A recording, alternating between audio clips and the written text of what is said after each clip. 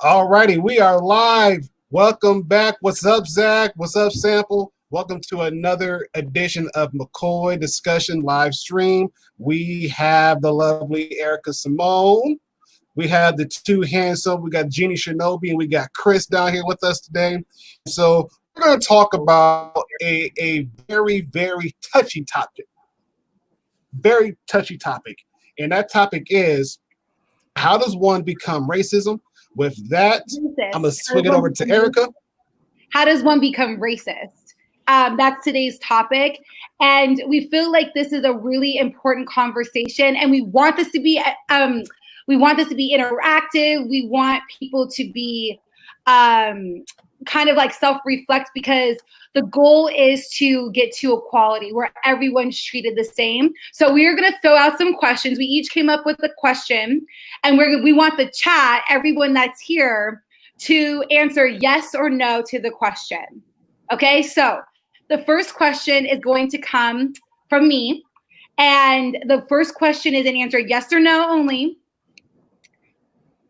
Do you ever have racial thoughts? Yes or no? Drop it in the chat, and let's see what everyone says.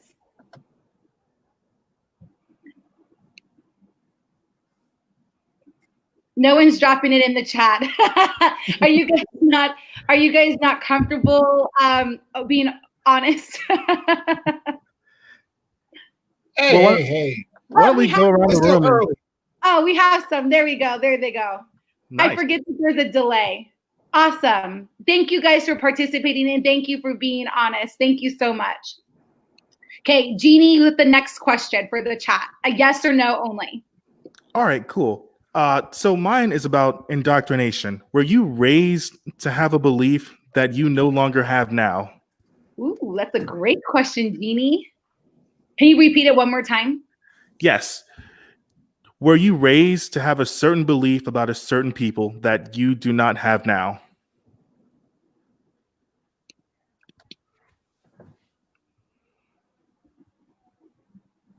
To be honest, if you guys want, we can go around the room and just say a yes or no answer.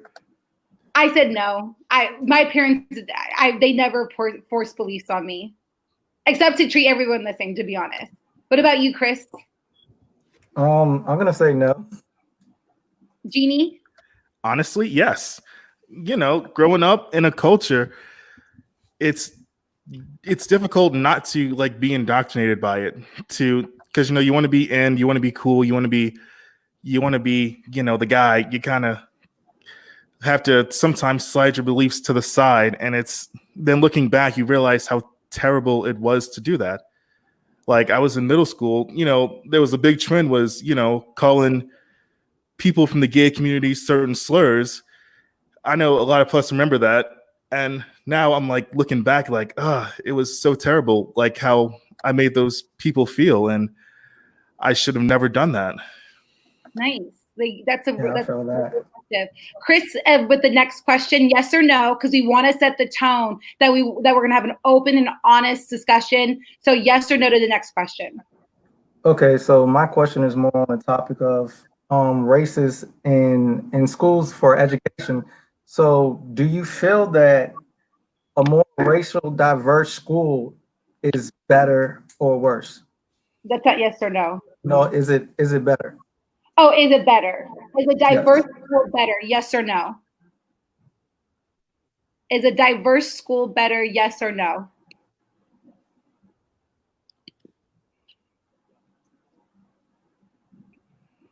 Well, I'm going to chime in, and I'm going to say, yes, it is, because you're not just stuck with just having everything one-sided.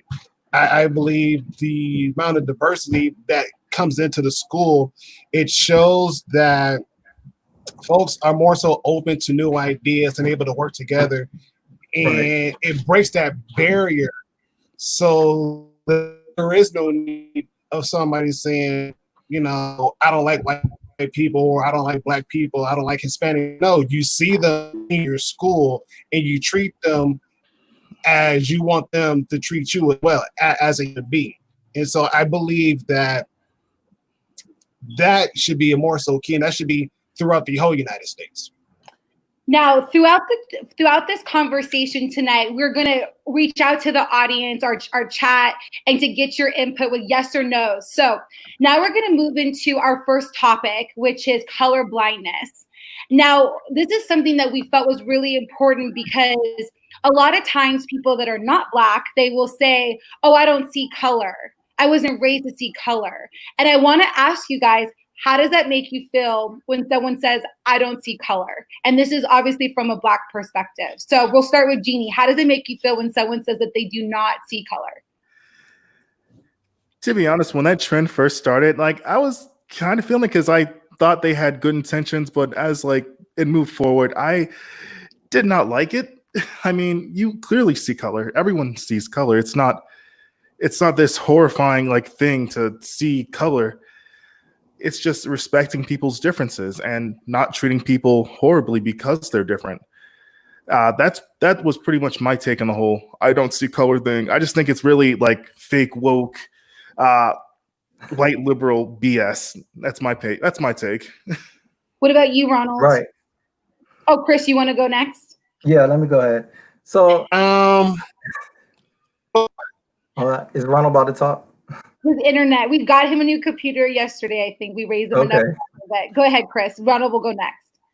All right, so that's probably like the thing that I hate most is when people say, oh, I don't see color. And I think because it makes me look at them as though they're passive racist, and or maybe just some type of bias there, because it doesn't show, like Jeannie said, that you're respecting me as, you know, a Black man, or the fact that, hey, I do live with people who will treat me a certain way because of my color. So it doesn't make me feel like you're really an ally to me. It makes me feel like it's not your problem. You don't have to deal with it. So it's just your answer to that. What about you, Ronald? How does it feel when people say, I don't see color?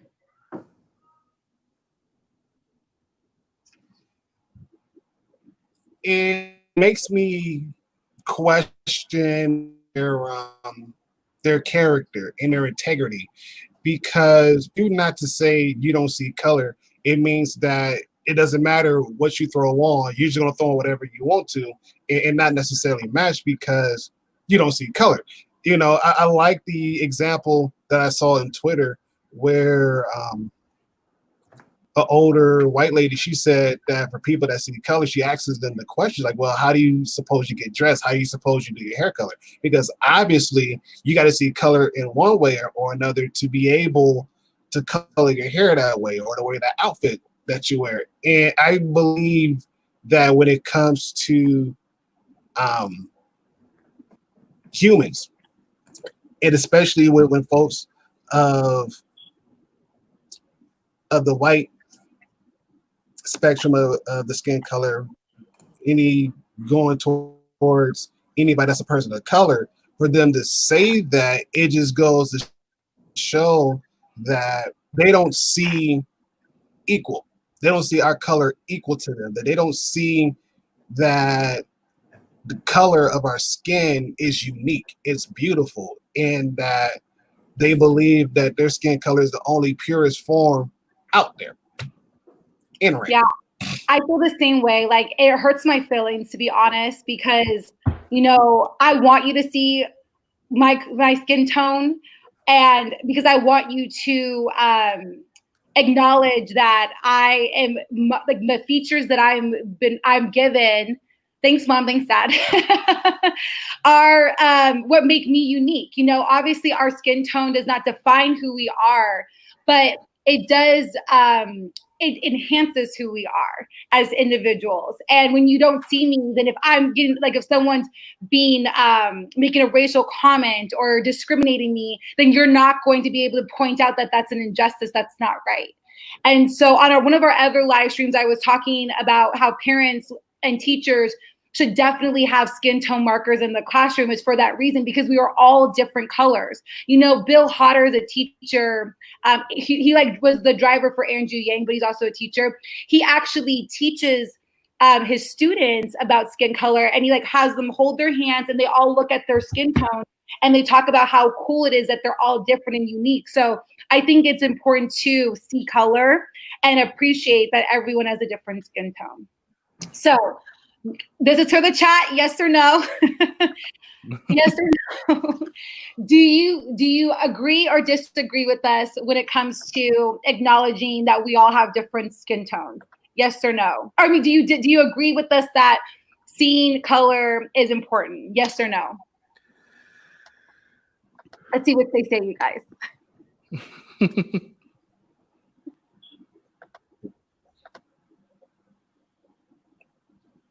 Just waiting for them to come in, the yeses and nos to come in. Okay, cool. So we're all on the same page. So if people ask about it, this is a way to educate them and say, you know, it comes off offensive and uninformed when you do that.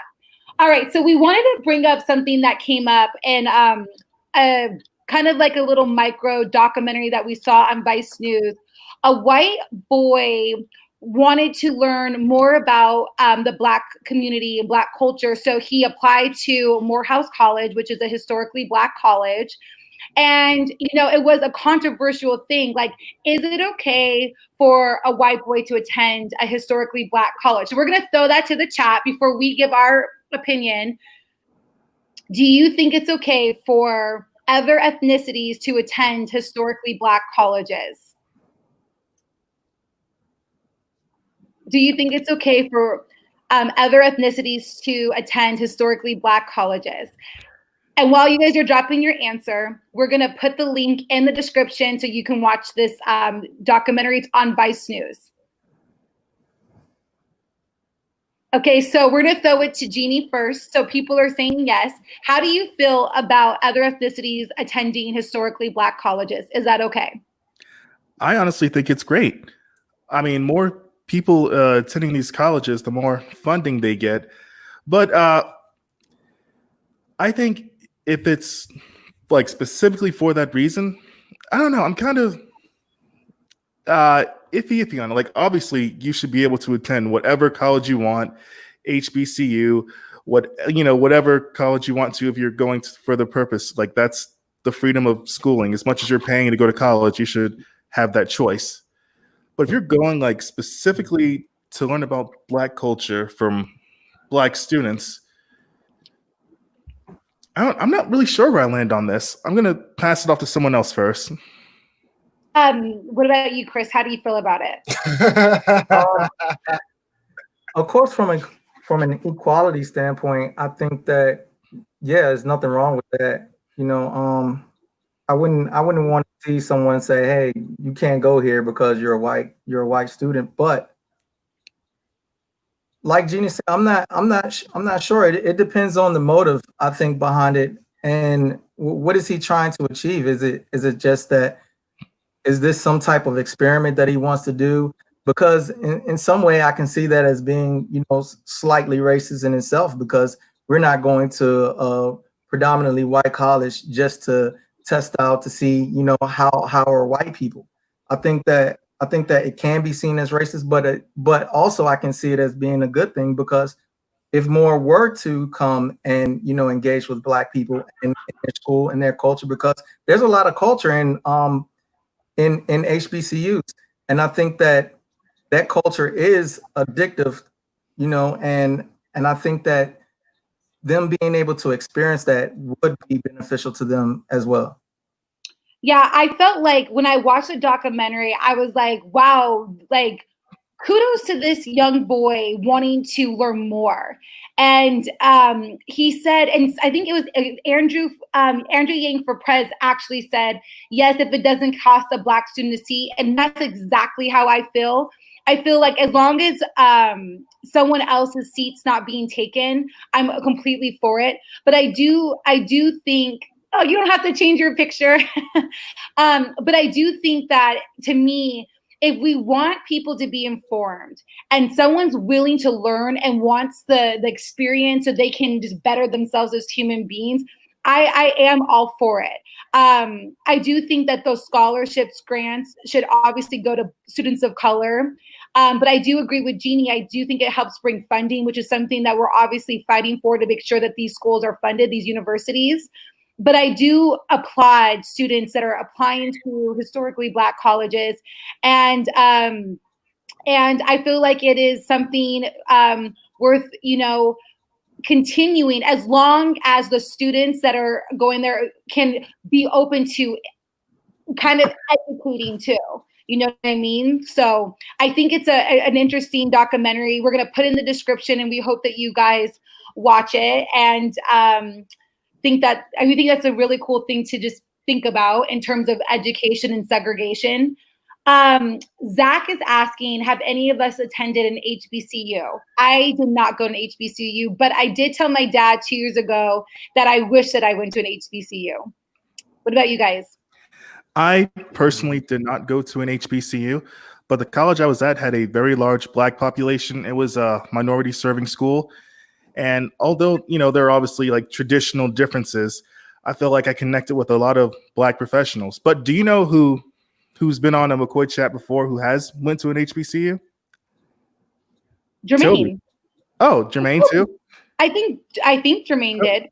Toby did an internship at an HBCU. I don't know if he actually went there, but he did an internship because it's the one closer to me. But you said Jermaine too? I think so, but don't quote me. Don't hold me to that, but I think he did. I'm quoting you. All right. I didn't go to a HBCU.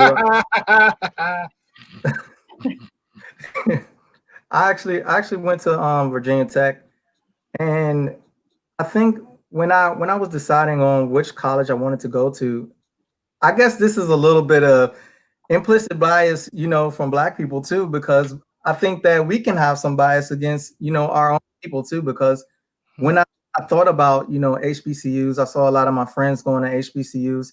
And to me, I thought like, hey, this is just a big party. We're going here to, party and just have fun. You see the band, you see the homecoming, and it's just like, hey, do you guys even really go to class?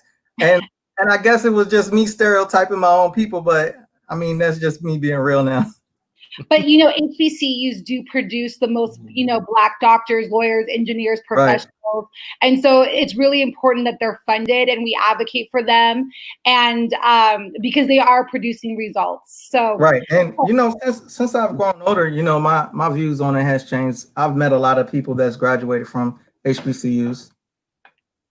Next question for the chat is, do you think it's easy to learn prejudice, to be prejudiced? Do you think it's something that's easily learned? Yes or no?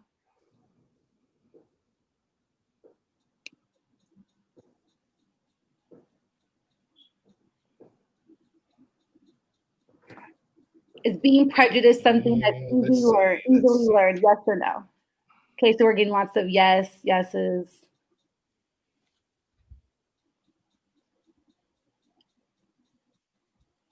Yeah, so we're getting a bunch of yeses. Yes, especially when you're young. Yes, prejudice. Ronald, you should highlight some of these. So there's this educator who goes by the name of Jane Elliott, and since the sad murder of George Floyd, she has come back out and spoken about racism and how it's all taught.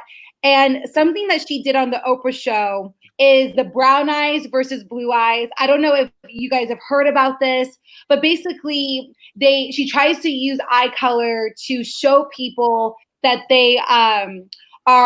we are taught racism, and she tries to do it through a real experience, and it's like an experiment that she does. So long story short, and we'll put the link in the description below, but she literally divides up Oprah's studio, and she has the blue-eyed color people. They're treated differently and unfairly. They're rude to them.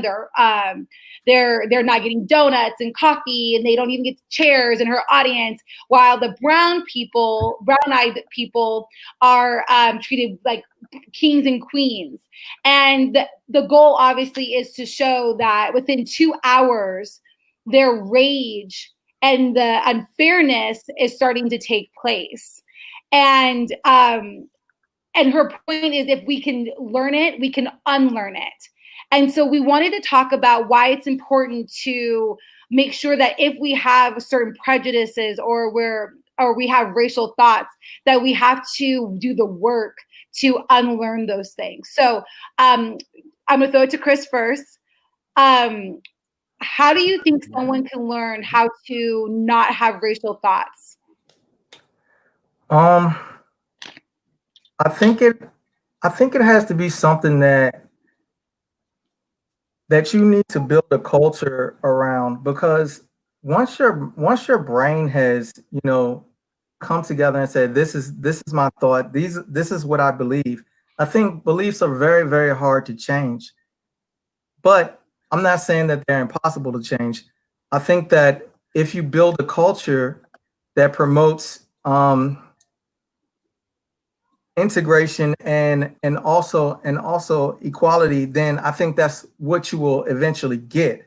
If you have more of that, I mean, we're creatures of habit ultimately, and I think that habit is, keep building. And one of the things I want to say is that we're so segregated that it's hard to build that culture and change that mindset. I think that you're more likely to do and to be around who you want to be around, or what you see is like the normal. So I'm not sure if it can be changed in the conditions it is today, like most people's mindsets. No. What about you, Jeannie? To be honest, I can definitely understand the concept of learned prejudice. Like I said before in the beginning of the show, I grew up in a time that was very unkind to people in the LGBT community. You go to school and, everyone's throwing around slurs. It's not even like just to that community anymore, just to each other, calling anything they don't like gay. And you get around that and you take that in for years, and it's everyone. And you don't see a single person stand up or represent or think about that person. And then you don't want to, you don't really want to step in because you don't want to be ostracized the way those people have been ostracized. And this is all middle school, beginning of high school. But I can kind of see the mindset behind these prejudices, these racists, and these cops who don't want to step towards the defense of people who are pained against because they don't want to be ostracized like them. But as you grow older and you see the pain that it's caused, later on in high school, I got to know a few more people, a few more members of the LGBT community, found some in my family that I didn't know about. And once you actually get to know that person, you realize that how terrible the things you were doing was. And I just wished people nowadays can make that character arc faster, but it was a slow transition. I had to and plus I had to do something myself. I had to open up to actually bring that type of person into my life, although I had all these prejudices against them. So it was a definite journey, and I can see why I ended up that way, but I'm glad I'm not that way anymore. Ronald, do you want to go next? Oh, Ronald. As far as the prejudice thing is being unlearned, I think it can be unlearned because, again, it forms a habit after you've done it for 30 days. It becomes a habit. And once it becomes a habit, it becomes a norm for you. And so to be able to unlearn that same habit in that same time frame of 30 days, it definitely allows people to think differently, to think outside of oneself, despite of what the other person may or may not be. I mean, when I was growing up, there really wasn't a whole bunch of white kids in my neighborhood, but the ones that were there were like, okay, what are you doing in the hood? well, really, you're white. You should be living on the other side of town. And a lot of them are like, this is where my parents chose to live. This is like the only cheapest rent they could afford. And even going into the high school and the middle school, a lot of it was still the same thing. Like, how come you're not going to this middle school? How come you're not going to that high school? And a lot of them were like, because of the fact that there weren't enough like Black kids around, because I want to know what their culture was like. I mean, the quarterback for our high school football team, he was called White Chocolate due to the fact that the man had J's, Forces, like any fresh gear you could think about during that time, he had it. And so he was like, yeah, he's like, I'm from East Kentwood, and they don't do this stuff. They're not up to today's fashion and everything else. He said, but I come here, I see everybody in Forces. I see everybody in J's. I see everybody rocking a fitted hat. He's like, I'm welcome. And I'm thinking that the more welcoming we become to not only to other races, but also to those within our own race, a lot's going to happen. A lot of kids are going to wake up and realize, like, this stuff, it has to stop. It has to quit. Yeah, it leads me to this. I think it starts in the home. I think it's really important to talk to your kids about race. I think something that I had posted on my Twitter was specifically about, for nighttime reading, make sure that you have diverse books. Like, it doesn't have to be just like, the cliche ones. Make it a point for your nighttime stories to be about a Black girl or Native American or Hispanic or a Jewish story, whatnot. Like, I think that kind of opens up the discussion in organic ways. And you also don't know how your kids feel about race if you don't talk to them about race. I think we've gotten to a place where we just we're not talking about it. We're not talking about it. And that's why I'm so grateful we're having the conversation, because it has to be had at this point. I have been so gutted with all the events that have taken place over the last week and with our country, and just personal things that I've had to take on. And the one thing I have said to myself from now on, when I feel like I'm being discriminated against or judged or stereotyped, I'm just gonna let the person know, like, I really don't feel comfortable with you saying that, and this is how it makes me feel. And you turn it into a learning opportunity. Someone, I want to say it was Trevor that had asked this a while ago. How does it feel? And I think we should address this. How does it feel when someone right now with today's climate texts you and says, like, I hope you're okay? How does that make y'all feel? Chris, you want to go first? Well, I probably got a couple of those texts. I just leave them. I don't even answer it. Honestly, I feel like it's a you feel guilty about what's going on in some way, and I don't know. It's like, yo, you weren't saying anything all year, and now you want to know when everything's here. Are you okay?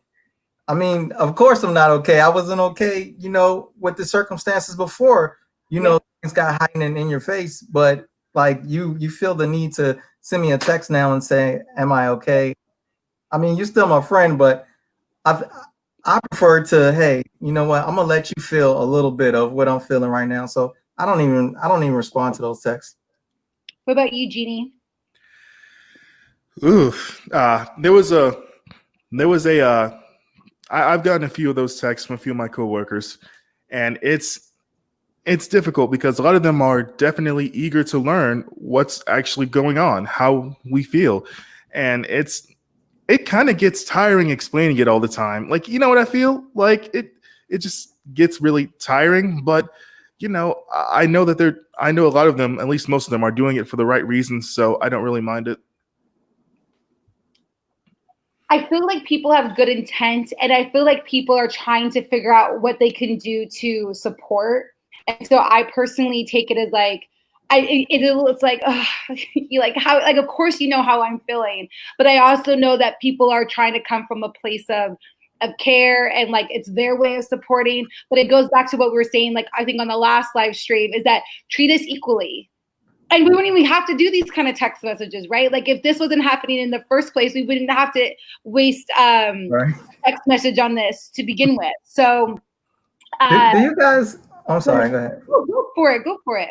Do you guys ever get that stranger that just comes up to you and just starts talking to you, tries to make conversation about it? Like a guy, it could be your neighbor that you never talked to before, but now because of everything that's going on, they want to, come and say, "Hey, I feel this way about this. I can't believe people are doing this." And just like, God, you never talked to me before. And now it's just like you want to be sympathetic to what's going on. I don't even know how to take that.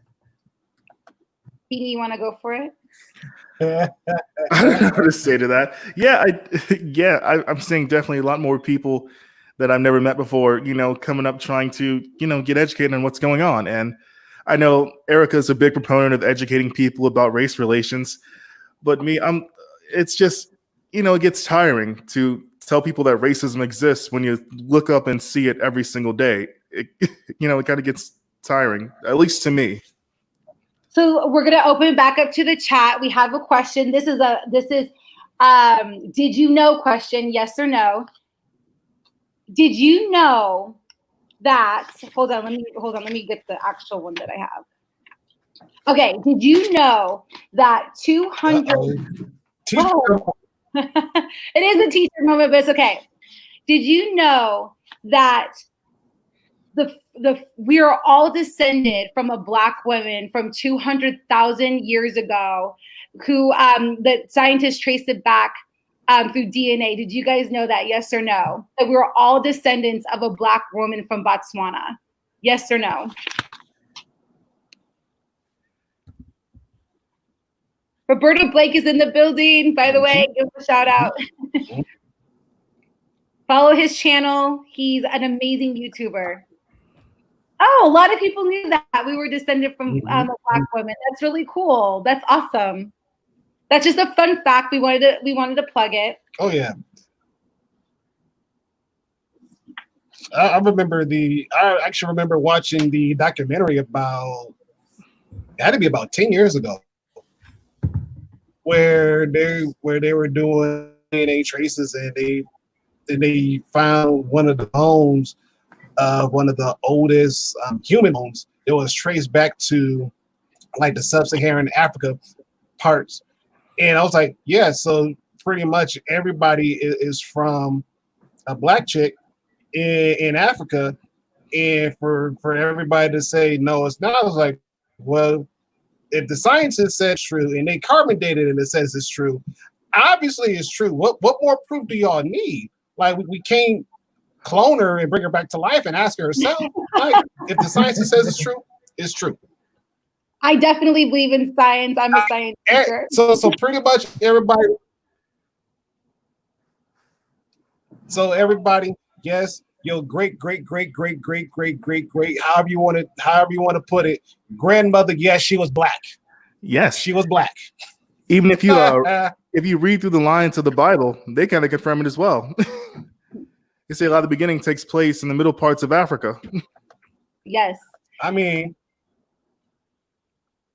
next question for the chat. Oh, go ahead, Ronald. Sorry. Go ahead. Okay, the next question for the chat. No, I was going to say, again, proof's in the pudding. Good. The next question for the chat is, at what age did you start seeing racism? When you started like being aware of racism? At what age were you aware of racism and injustices?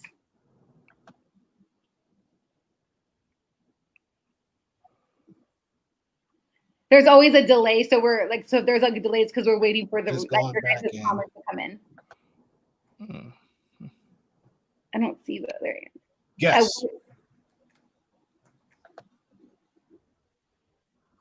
12. So we had 12. They're coming slowly but surely. Yeah. Interesting that 2 people said 12. That's really, really interesting. So right there with 8. Okay. So there was like a study that that they did with CNN they interviewed kids, and what they saw was around the age of 10 to 13, that's when kids were really starting to see race and understand racism. And someone earlier said that they feel like racism is taught, and this study kind of indicated that. And it was really interesting that as kids were on the verge of becoming teenagers, that they were more aware of it and having these interactions. So Jeannie, Chris, Ronald, at what age did you start really understanding that there was differences, that Black people were treated differently than white people?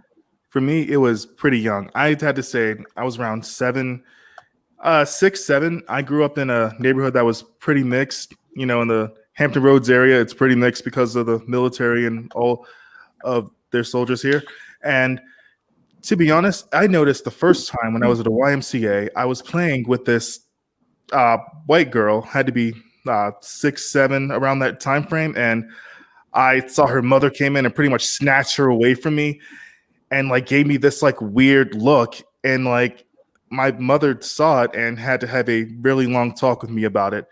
That made me feel so different. It kind of flipped my world upside down. It was a defining moment.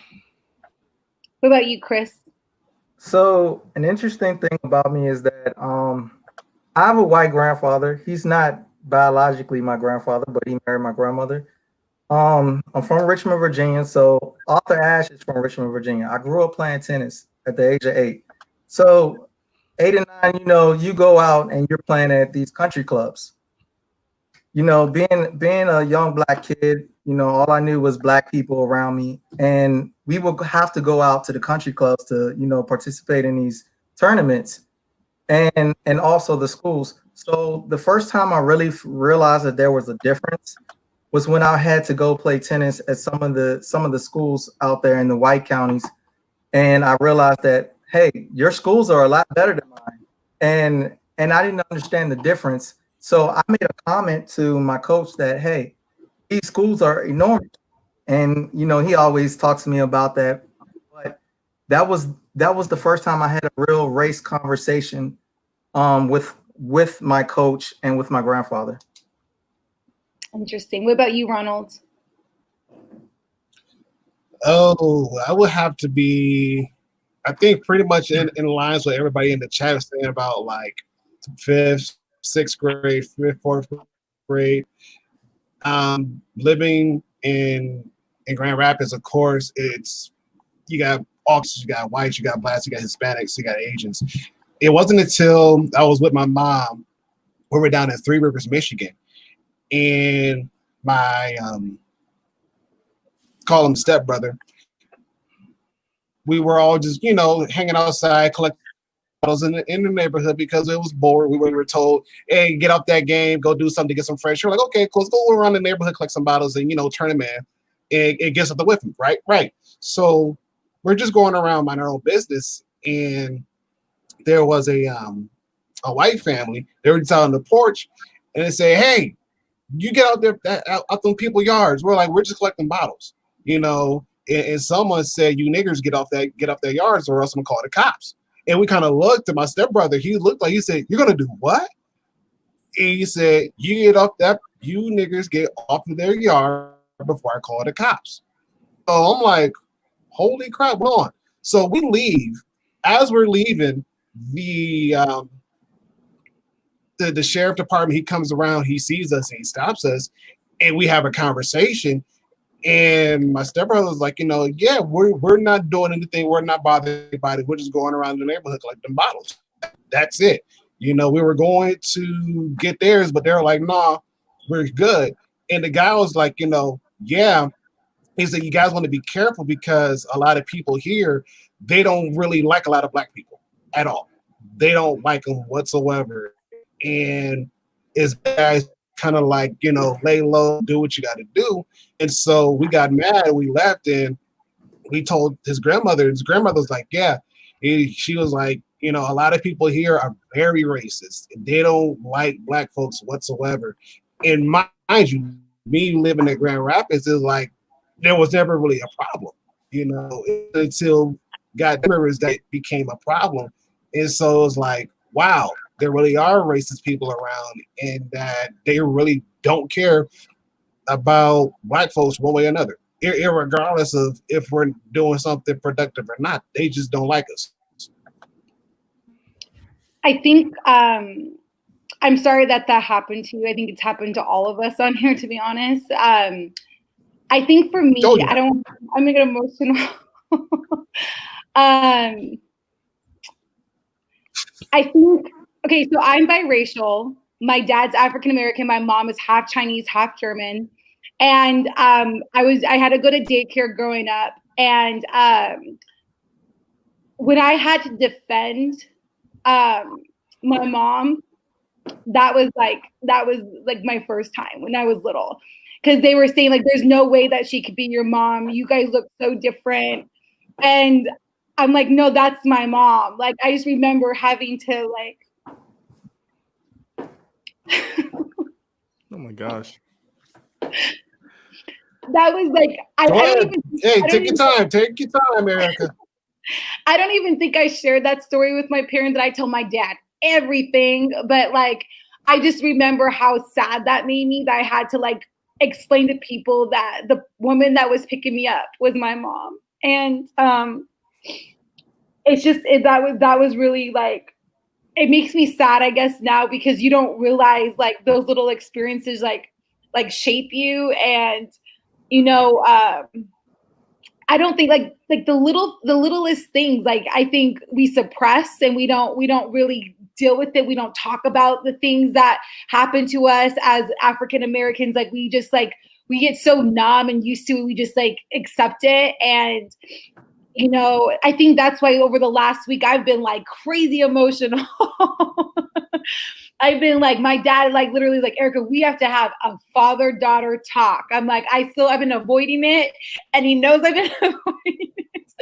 But like that for me was like the first time like I realized like something's not right here, and it made me really sad. Okay, moving on to the next topic, and the next topic is dating, race and dating. And we're going to throw this question to the chat. Have you ever been told you cannot bring someone home that is not your race, dating or religion, or age? Like, have you ever been told like you can't bring a certain type of person home, or don't date a certain type of person? We're going to throw that to the chat. Yes or no? Oh, man. Oh, man. So we have no, never. I'm answering that one too. Oh. My parents could never say that.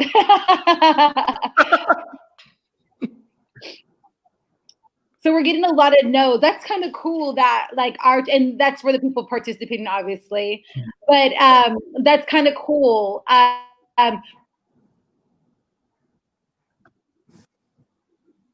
Aarika, you good? I think she's frozen. Yeah, I think she's frozen. Can you guys not hear me? Wow. Oh, can you guys hear me or no? We can You hear were you. frozen for a while. Okay. I was going to ask you guys. So, have you ever been told by a family member that you cannot date outside your race, religion, anything like that? Oh, I have. Who wants to go first? I have. Ronald. And Ronald. I'm going to start this one off. Okay, go ahead, Ronald. I have. My mom, when me and my brother, when we got up to the age where we were actually able to date and whatnot, she said that she didn't want us to bring home anybody that had blonde hair, blue eyes in her house, and it didn't matter what kind of person she was. She said no. She said not happening. And even though we knew she was kidding about it, but it was a seriousness to it due to the fact that she felt as though that most white girls, I'll put it, that most white girls, they weren't really there to be a support role. You know, and even as I got older, you got in high school, she made it that I don't care if she's, 5'5", got hips and curves for days. She said no, due to the fact she's like, hey, I want you to have that black love and experience love. It's like, she's a Christian. Okay, if she's not a Christian, then out the window, no, not happening. Don't care. Don't bring her to the house.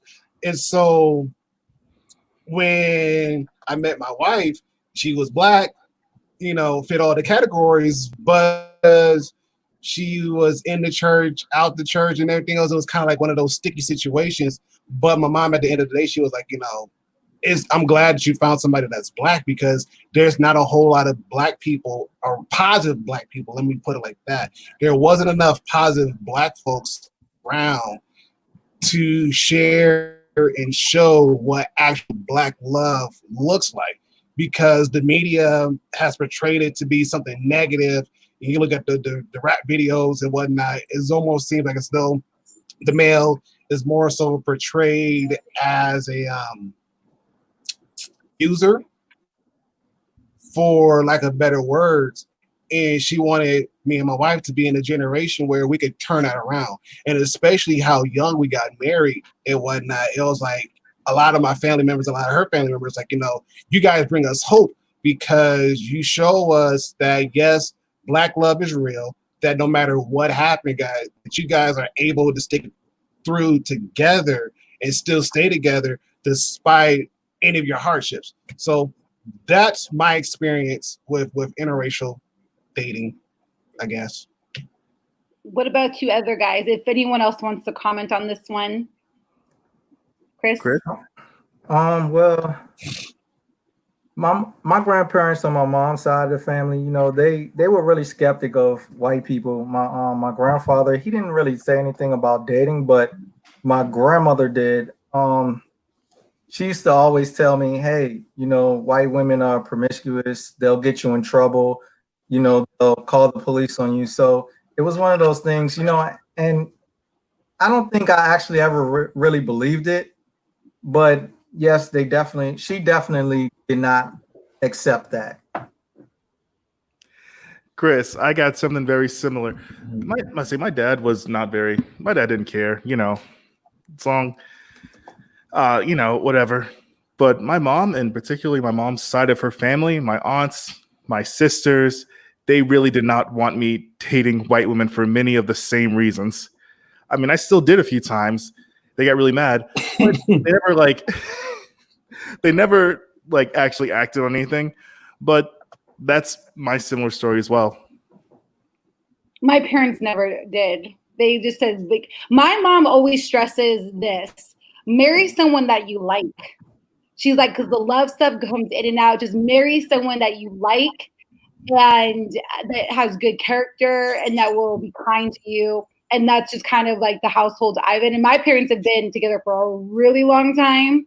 And I kind of just roll with their advice because it works. And they're the cutest couple, honestly. So obviously Aarika. being my parents didn't. Hey, Aarika, have you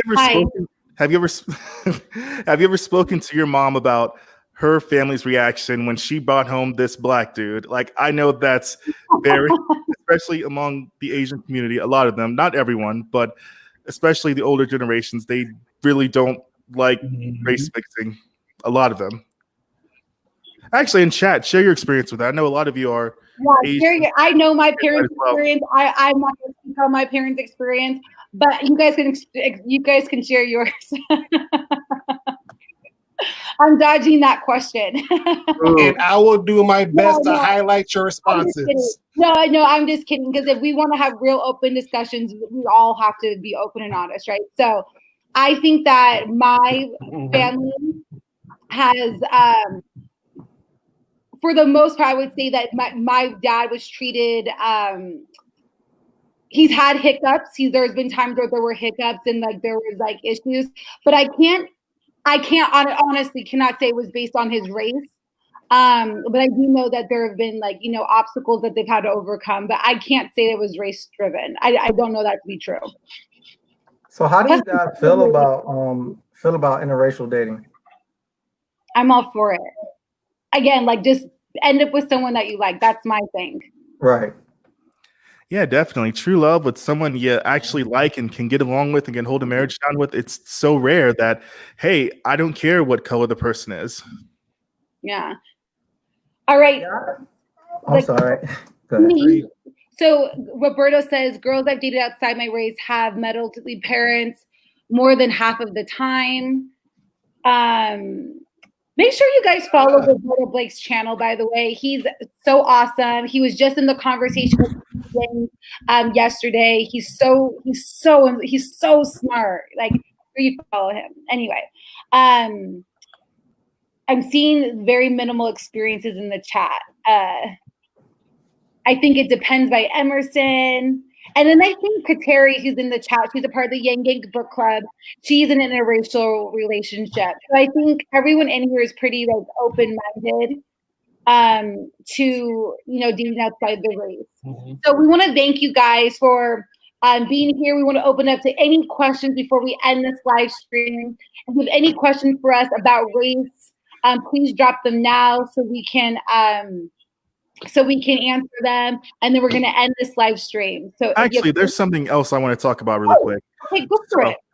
So I saw this video. It went viral about, I don't know, a few months ago to a year, about this little dark-skinned girl who was having her hair done and was saying that she was so ugly, and her mother was like, it kind of like really broke her mother's heart, and it honestly kind of broke mine too.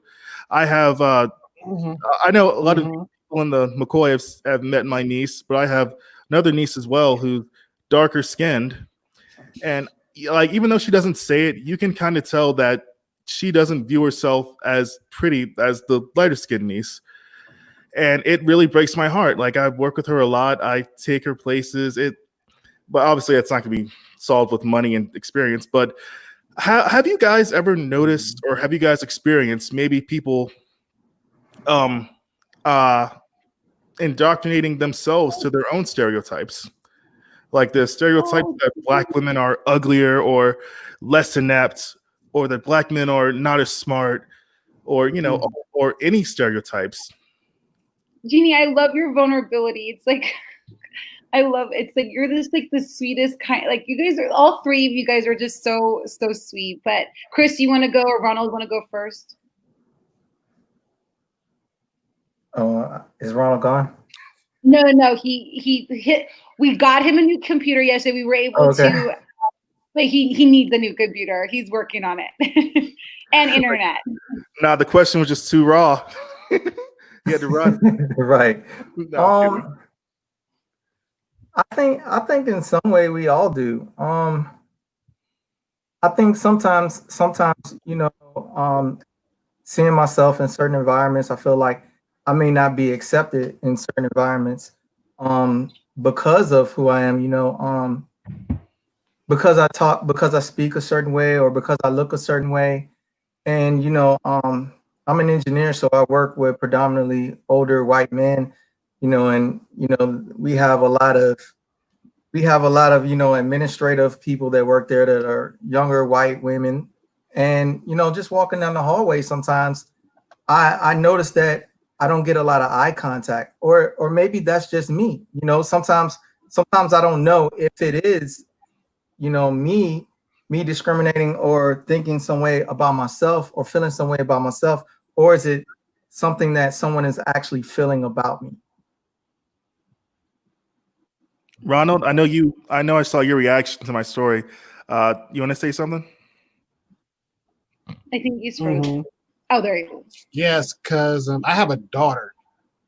I have a daughter, and a lot of times, she gets, I don't want to necessarily say picked on, but she has had some in her young life as of right now, where she's experienced that. I think I talked about it in the last stream, where she was told by a group of white students that she couldn't play with them unless she was white or mixed. And of course, she's Black. Like a lot of times, a lot of people talk about her hair, and her and her mom had a conversation. Then she talked to me about it, and we're like, baby, you are beautiful. You are fearfully and wonderfully made. That no matter what people say about you, that you are smart, that you are somebody important, and it shows.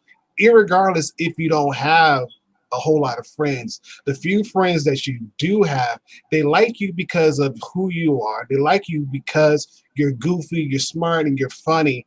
And those little few you have, those are the ones that you want to keep for the rest of your life. Irregardless if you guys move and go to different schools, you make sure you keep those same friends because they're going to help you out when you need it the most. And, of course, she hugged and, she cried a little bit. And I told her, this world that we're living in right now, you're going to see that a lot more. You're going to see a lot more people talk about you because you're different. They're going to talk about you because your hair is different. They're going to talk about you because you look different. But at the end of the day, as long as you do your part and not get involved in that negativity, but set yourself apart by saying and doing what you need to do to set yourself apart in a positive way, they're going to remember that more so based on the color of your skin, because you just showed them that you can outsmart them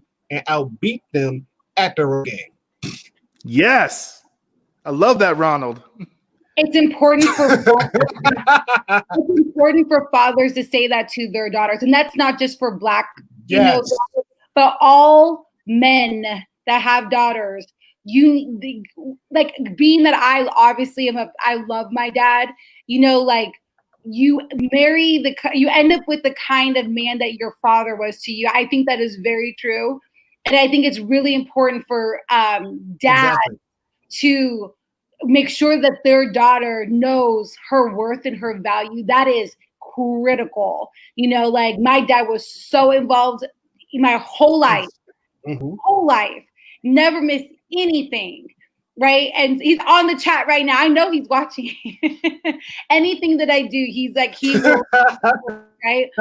So I think that for a woman's self-esteem, you have to have, parents like that are present, that have the conversation, that validate you. That's really, really, really important. So Bear Castle wants to know, how can non-Black allies, what can they do? And for me, and my coworker, she's like on this right now. It's amazing. But for me, it is, she's in the chat. Is speak up. Yeah. Be a voice, be an advocate, and not remain silent. I think that's at least she's in the chat. And she's watching. Thank you, girl. I didn't even think she was really going to show up. Like, I sent it to her. See, that's what you do. You show up, you educate yourself, you learn. She's been taking so many initiatives to try to make sure that people are informed on her social media, like text messages. She's been emailing people. Like, she's so. Yep. That's how you do it. You put some skin in the game, because I think Kelly understands that if the world is better for us as African Americans, the world's going to be better for her too.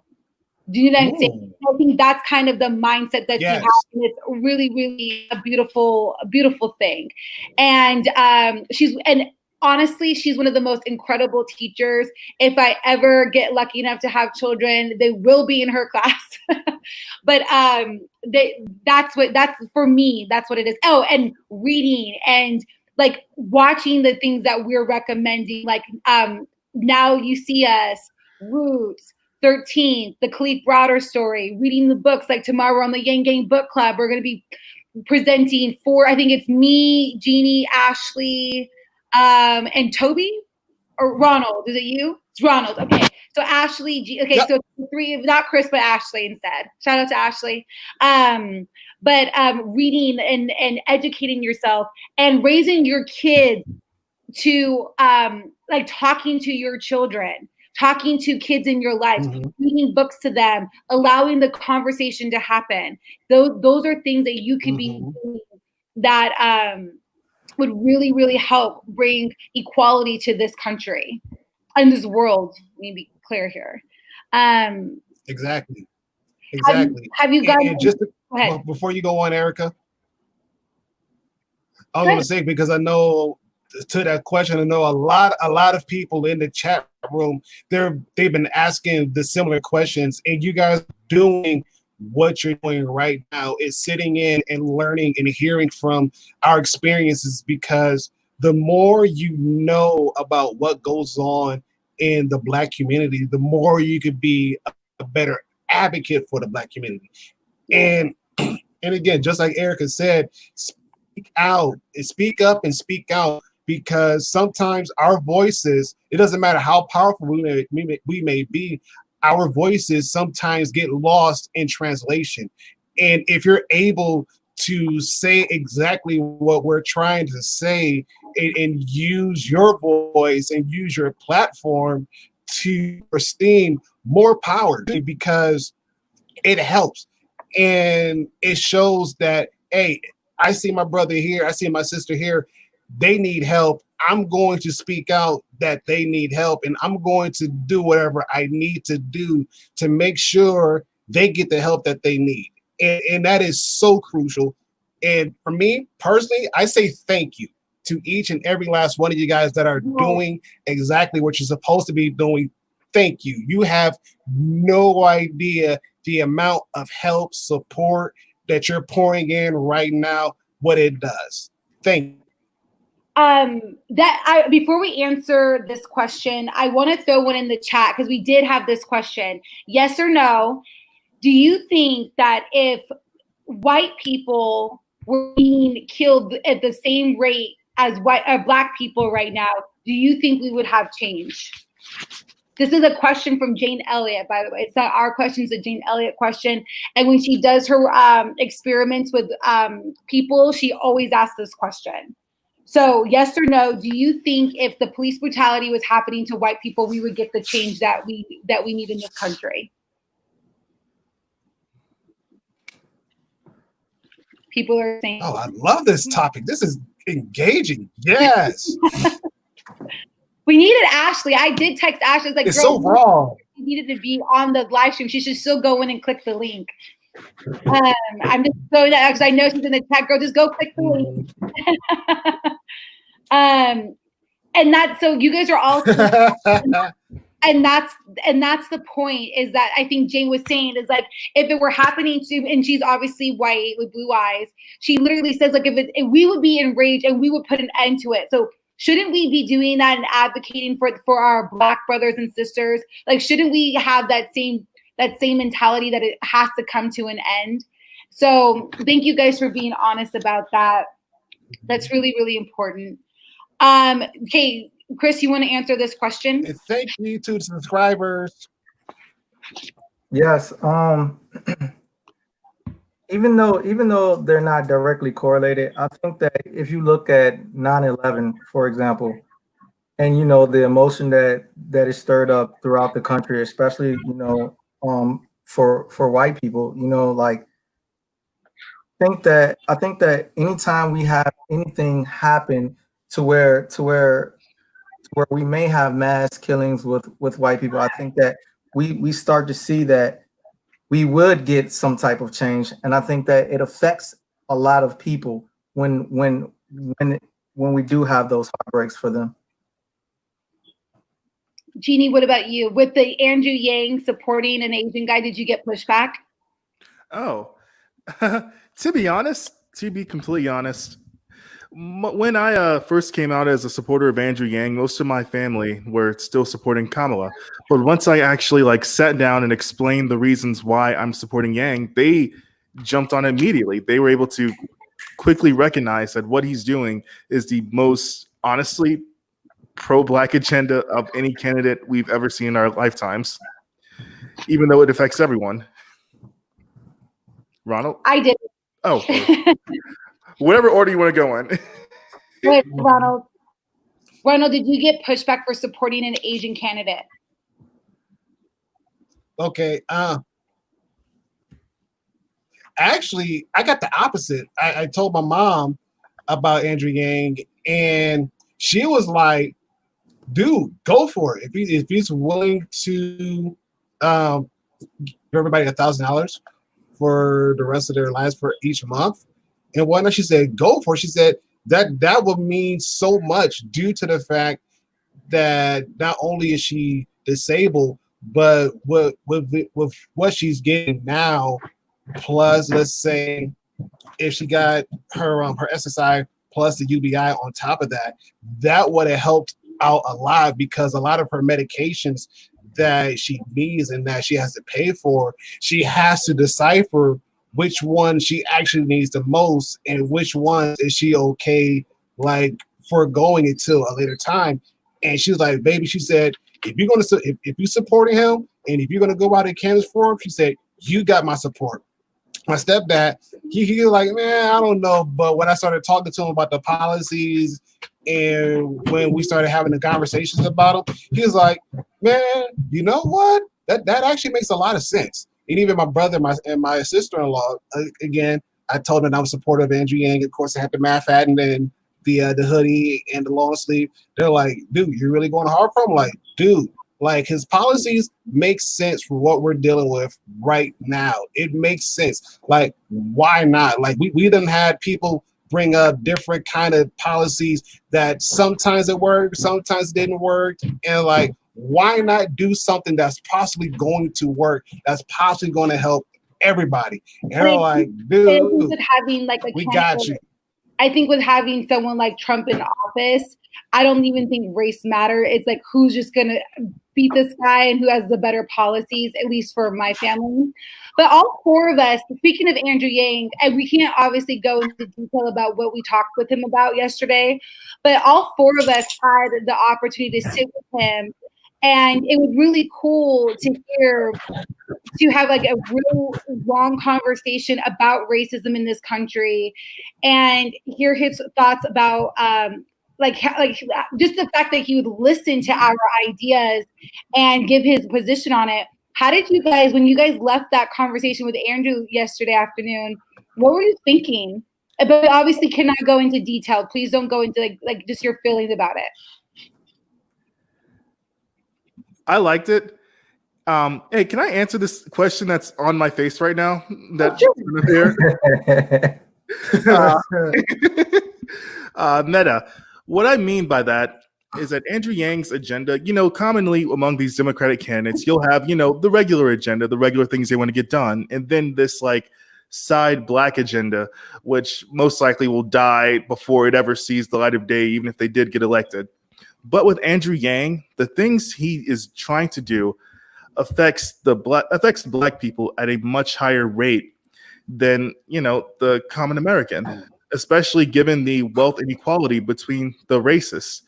Like obviously everyone gets $1,000 a month, and that is amazing. That will improve our society.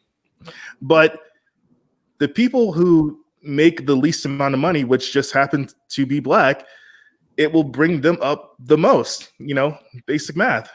And the ones who don't have medical insurance the most, which are mostly black, that's why they're dying from COVID at faster rates, it's helping them the most. So, and also democracy reform, because now they have, now you have the ability to give the money directly to the people to give to candidates, and also ranked choice voting. It amplifies the voices of people who can't donate to campaigns. That's what I'm saying. That's what I mean when I say Yang's agenda is pro-black. I see it as pro-black. You can see it however you want to, as long as you rationalize to vote for him. But that's how I explain it mostly to my parents, people in my family, because they mostly, when you like say the Pete Buttigieg, Douglas plan, they're not going to believe it'll ever happen. But when you say like the policies that are the central thing of his campaign that he's able to campaign off of, they actually believe that it can happen because it's the first thing on his mind, and it would be the reason he gets elected. Yeah. Jeannie. Yeah, I think that I echo that. I think his policies are definitely designed to uplift communities of color, generate black wealth, fix our education system, fix our political system, reduce mass incarceration. All these things are having a profound impact on our country. And, you know, we needed someone like Andrew to run. And after talking to him yesterday, hearing what inspired him to run was moving. And it's for these injustices that we are currently experiencing as a country that motivated him to run and potentially run again in 2024. So, yeah, his genius when he says that Yang doesn't say this is a Black agenda. He doesn't do that, but like it helps. You know, I think personally, I think it helps all people that live at or below the poverty line, to be quite honest, because, you know, Black people are not the only people that are struggling financially, that don't have access to, you know, healthcare and have failing schools. You know, I think it's a up and down. It's a class thing. And that's why UBI is an essential thing that we have to get past. And while we're on this topic, everyone make sure that you call your mayor to make sure that the 8 can't wait stuff can be implemented so we can end police brutality. It's really, really, really important. Please call your mayor. Barack Obama spoke on this the other day. We can try to put an end to police brutality, but we as citizens have to do our part and make sure that we're holding our elected officials accountable. And if they're not willing to do those things, let's vote them out. Sorry, I just had to give that plug. But do you think? I think we should go. I think it's the end of our show. Tomorrow, Jeannie, Ashley, myself, and Ronald will be on the Yang Gang Book Club. We have next Tuesday, we're going to be doing a really cool experiment on our channel where we're going to have Black women speak about their experiences for the first half, then Black men speak about their experience the second half. And then we're going to compare and contrast our experience as a whole group. So please make sure that you set the time, the date, your calendar, so you can join for that. That's really important because the Black woman experience is different than the Black male experience. And we have to have that conversation. We have to have it. And so we're going to have it. And thank you guys so much for being here. Please be sure to subscribe to the channel. Subscribe to Reverend Wendy. We put her link in the description below. Donate to Jermaine Johnson if you haven't already. And the Yang Gang Book Club. Please support these channels. We're really trying to make sure that we have equity for everyone. And make sure you follow us on Twitter, Andrew on Twitter, and all social media. We love you guys. See you next time. That was a lot to get out. Yeah. We're still live. I know, but it's a lot to get out. Hold on.